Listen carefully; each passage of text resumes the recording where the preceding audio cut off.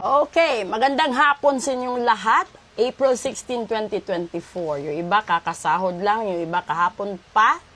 No, this is our daily episode 3361, 3362, 3363. Okay. Tignan na naman natin ngayon kung ano yung mensahe ni Universe sa araw na ito. No, maraming salamat sa lahat na nagtiwala, sa lahat na nagparitual, no? Yon, maraming salamat. Una, friend. Ay, anong meron? Pangalawa, self-reliance. And pangatlo, ay, revealer of truth. Ito, simula pa nung isang araw, yung katotohanan, ando doon pa din. Okay. So, kasi dito, no, yung unang barahan na lumabas is kaibigan. So, posible na may mga kaibigan kayo ngayon, no, na nangangailangan ng tulong nyo. Meron din mga kaibigan na ipinaglalaban kayo, pinanindigan kayo, mga kaibigan na hindi mo akalain, no, na sa panahon ng ups and downs mo, ando doon siya. Pero yung kalagitnaan kasi, this is a self-reliance. So, kailangan mong maging independent, no? Ingatan mo integridad mo, at siguraduhin mo na lahat ng ginagawa mo ay magkakaroon ng best results. Kasi, dito ka natututo, no? Ito yung tipo ng paghubog sa iyong pagkatao na bago mo makuha ang lahat-lahat, dadaan ka sa mga matitinding pagsubok, no? Na minsan, give up ka na eh. Yung iba nga nagsisuicide na, di ba? And, wag mo lang kalimutan na ando doon pa din yung mga shamans natin. Ando doon yung mga elements, yung natures, yung mga espiritu, mga encanto, and then the energy, the vibrations, and God itself, ando doon yun. So, parte sila ng buhay natin. Kahit ano man ang gawin natin, kahit anong religion natin, ano gender natin, ito pa din, 'di ba? Pero magtataka ka, bakit revealer of truth? Huwag mo itong baliwalain, no? Sa araw na ito, sa oras na ito, kung kailan mo man ito mapapanood. Dahil minsan, sa sobrang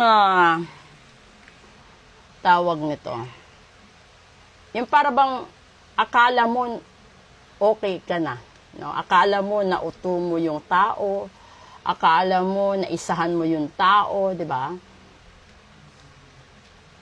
Huwag mong kalimutan na darating ang panahon pagtatawanan ka, no, ng marami kapag nabuking ka sa katotohanan. So, punta tayo mamaya doon sa special episode kung ano ba yung mga tinutumbok niya na katotohanan na posibleng lumabas. Kasi kung maaalala ninyo nung Sunday, lumabas ito, Revealer of Truth. Pero related siya sa relationship and related siya sa money. So, dito, yung umpisa kasi na baraha is a friend. So, posible na some of you, no, niloko ng kaibigan. Yung panluloko naman kasi ng kaibigan, posible, pwede din na panluloko sa larangan ng pera, panluloko sa pag-ibig, no? Ano pa bang meron? Marami kasing issues eh. Depende kung ano meron sa kaibigan ninyo. Pero kung isa man kayo sa mga viewers ko na mapapanood ito ngayon, yung advice ni Universe is huwag ka nang mag-rely sa ibang tao. Dun ka na lang mag-rely sa sarili mo. Maging independent ka, no? Ayusin mo integridad mo. Gamitin mo kung ano man yung mga binigay sa yung gift ni God, whatever talent, whatever skills that you have, para ma-unfold mo yung sarili mo silently into perfection. Kasi action speaks louder than words. So kung dati marami kang kaibigan dahil maganda ang takbo ng finances mo, marami silang makakain sa bahay mo kasi nalilibre sila. Then, dumaan yung pandemic, bag down lahat, nawala din yung kaibigan mo kasi wala ka ng pera, wala kang trabaho, wala kang may offer sa kanila, di ba? So, somehow, that would reveal the real identity of your friend or friends, di ba? And then, isa dito is, kung sa larangan naman ng pera, di ba? Maraming nagkasiraan na magkaibigan dahil sa pera. Kaya, mabubuko mo dito na hindi pala totoo yung dahilan niya kung bakit siya nanghiram sa'yo. Yung iba kasi nanghiram ng pera, hindi para sa pamilya, sa pagkain, kundi para lang talaga sa lakwatsa. Sa pagmamayabang, no? Sa mga ambisyon sa buhay, luho sa buhay, ganon. So, kung ito na may mapupunta sa isang negosyo na kaibigan mo, kasosyo mo, no?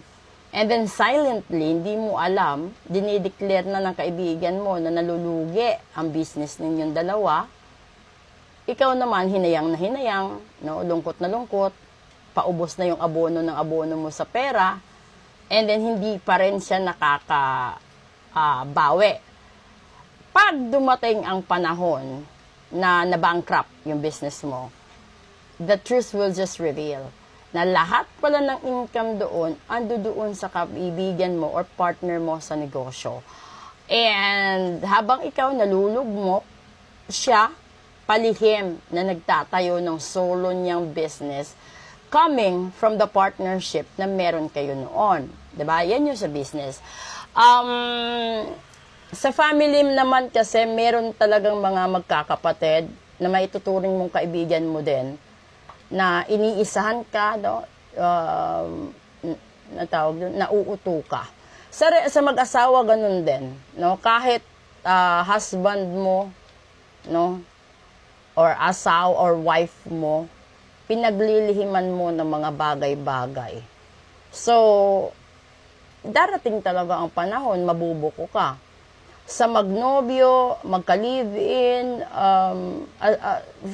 lahat-lahat ng relationship, from LGBT down to sa straight male, straight women or female, kahit ano pang age gap ang meron, kahit anong boundaries ang meron, no? Basta ito, asahan nyo, sa araw na ito ng Martes, lalabas ang katotohanan. Kung meron man akong pinagsabihan kahapon sa mga rituals ko or sa mga nakarang araw, na habulin nyo ang panahon dahil lalabas ang katotohanan at may mangyayari, ito na yon, diba? So, anytime from today, moving forward, ibig sabihin, yung mga bagay or mga katotohanan na ayaw nyong lumabas at malaman, mabubuking kayo kapag hindi ninyo ito ginawan ng mabilisang desisyon. So, nasa huli lagi ang pagsisisi. No? Ang dami-daming issues sa buhay ninyo. Pero maging wise kayo. Dahil kahit anong gawin ninyo, mas mabuti pa din ang plano ng Diyos. And that's the reason why people like us or like me are gifted for you to stumble on our page, on our wall. May mga ganon. May mga dahilan yon kung bakit nyo ako nakita, bakit nyo sila nakita, nakausap, ganon. So, nasa sa inyo yon kasi lahat ng manghuhula, lahat ng faith healer, sarili nyong vibrations ang ginagamit. So, bago pa maiayos yung mga hinihiling ninyo sa kanila, ang unang makikita ng isang manghuhula ay ikaw na nagpagawa ng ritual. Pero, wala kaming karapatan na isumbat sa'yo kung ano man ang nakikita namin. Kasi yung tungkulin na namin is sagutin or ibigay ang mga nakikita namin related sa tanong mo. Okay?